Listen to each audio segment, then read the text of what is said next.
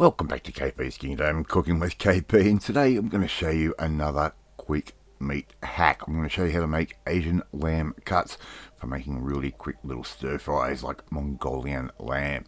Alright, here I've bought about a 2 kilo leg of lamb. Alright, I bought that, it was on special at my local supermarket. All I'm going to do is give it my filleting knife. I'm going to get rid of a lot of that fat, a lot of that skin, and take the bone out, of course. As you can see, no bone left. Pretty easy, pretty simple to do so far.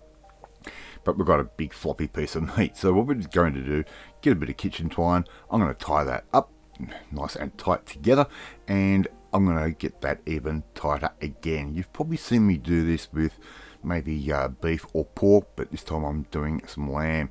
Alright, so get someone to give you a hand, especially if you're like me and if you have MS and you can't get the coordination of your hands going properly. But what we're going to do, we're going to wrap this up really nice and tight with some cling film. Alright, so just wrap it a few times around and keep a good lot of tension on that cling film, because we want this meat to really compress up nicely. Alright, so we're just going to get it nice and tight that way, and we've got a couple of open ends, so we're just going to quickly go across the other way as well, so we are going to have everything basically sealed. So I'm just going to wrap that a couple of times. I'm going to put that into my freezer overnight. Alright, simply just leave it overnight. Okay, so to wrap that up just like that, it's going to go in the freezer overnight.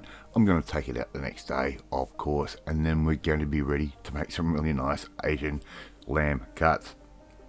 Okay, the next day is here. I'm going to quickly just run my knife over my steel, just nice and carefully, like that. Just get a nice sharp edge, and this is my nice big Fury East-West knife, my big one. Okay, so all we have to do now is take the cling film off the bird, or sorry, off the meat, just like that.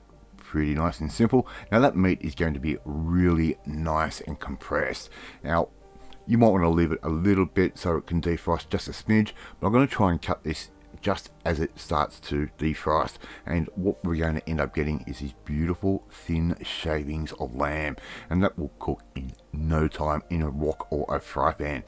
Right, so you just keep slicing it down. You can see how thin that is becoming, and I'm going to actually measure out how much I'm going to get out of this 2 kilo leg of lamb. I have measured it.